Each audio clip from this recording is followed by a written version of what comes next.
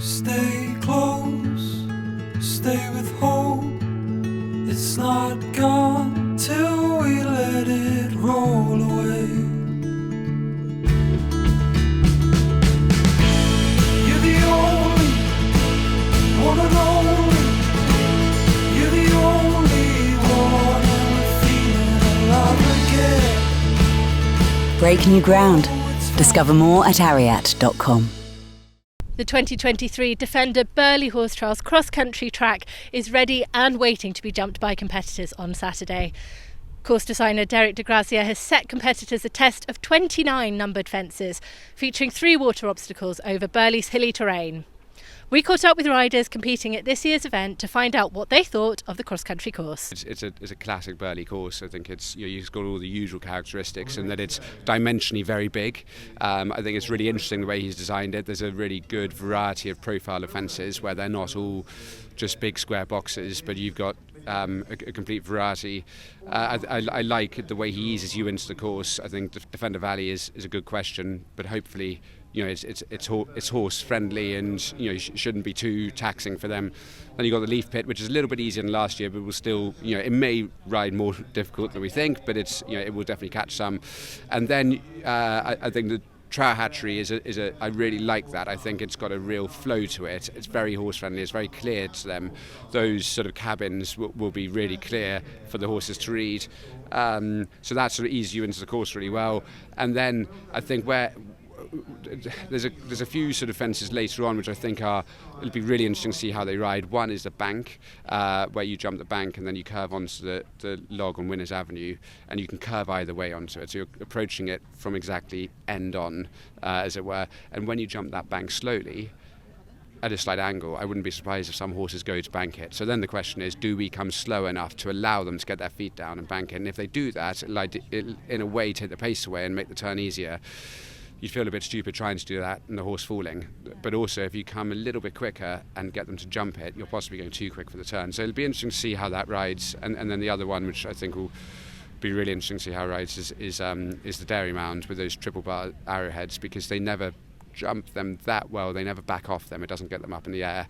And you've got quite an open distance at a point in the course where the horses are really flat-footed. They tend to be almost as fatigued there as they are at the finish, because it's the highest point of the course. They've had a higher percentage of jumping efforts up till then than you do later in the course, and so they normally don't travel out across that distance. And you approach one of those, the first of the triple bar arrowheads, which has a very steep descent after it, out of potentially quite an open flat stride, which you would never jump a coffin out of, and that's effectively, it's not a dissimilar kind of question. So it'll be interesting to see how that rides.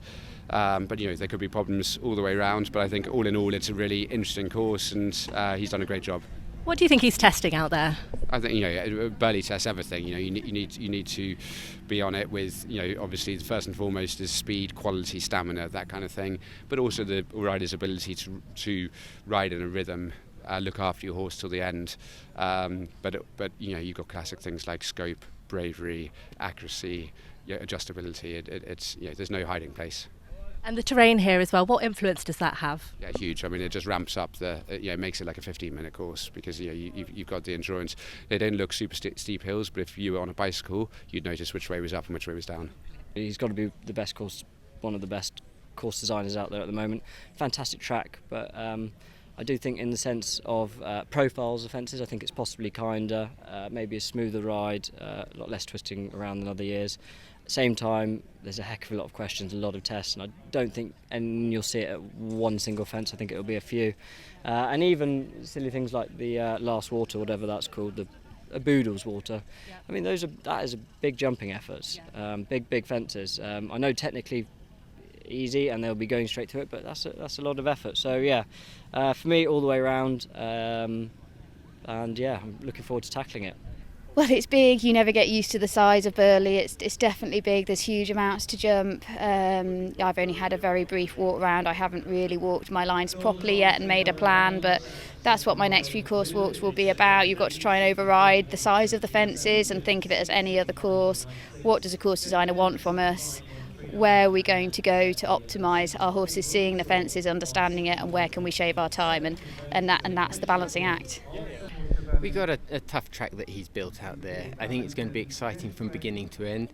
It's going to test the fit horse, the fit rider, and also I think it's going to mentally test the horses as well.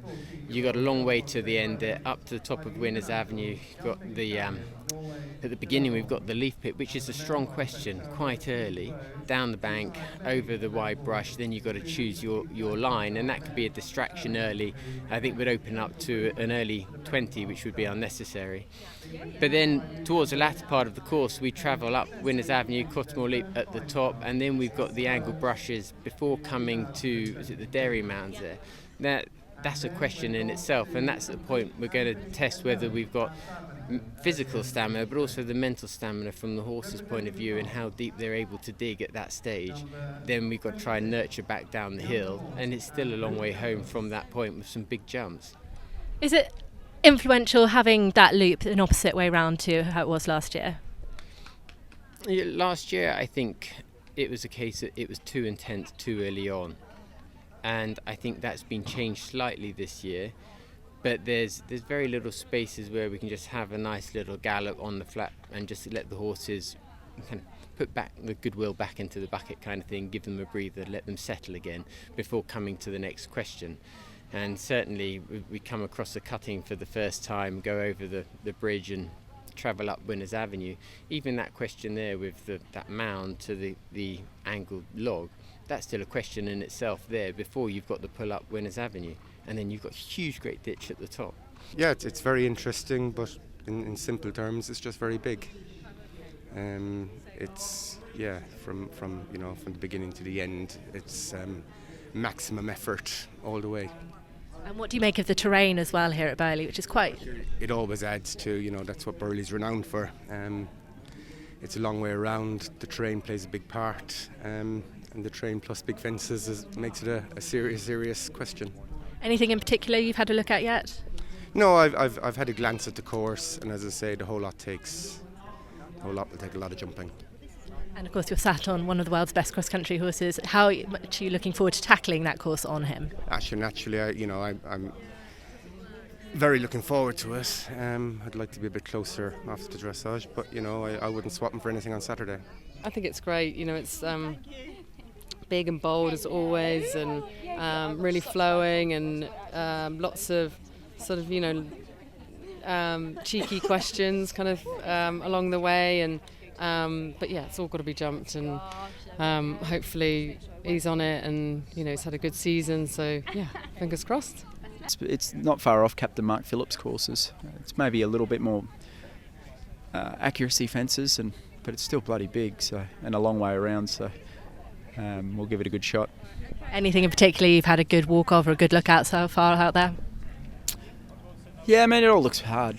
I think he lets you into the course pretty nicely with 5 or 6 easier get-going fences, and then he sticks it to you. So, yeah, should be right over fence 1 and 2, and then after that I'll be fighting for it. I think it's a really good track. I think there's nothing that I've looked at and thought that's horrendous, but at the same time I think the accumulation of everything all together, the Dairy Mound's quite late on, and so is the Last Water. There's a lot of places that you can pick up a silly 20, so I don't really think that there's anything that I've looked at and thought, gosh, no. But no, I think the accumulation of everything, especially with the terrain here, I think it'll be a fun Saturday. Yeah, I've had two goes around the course. It's big, it's Burghley. It's not my first rodeo. I've been here before. I know what to expect. I certainly don't. I'd be disappointed if it was anything else. I think all the questions are very fair and in front of you, and if you present the horses in the right way and the horses have got enough engine, then they'll keep jumping and get round. I think that there's no tricks or traps out there. It's just a a nice big strong Burghley track, which is what we want. Take a look through Horse and Hound's YouTube channel to see Kitty King walk 3 of the key combinations on this year's Defender Burghley Horse Trials cross-country course.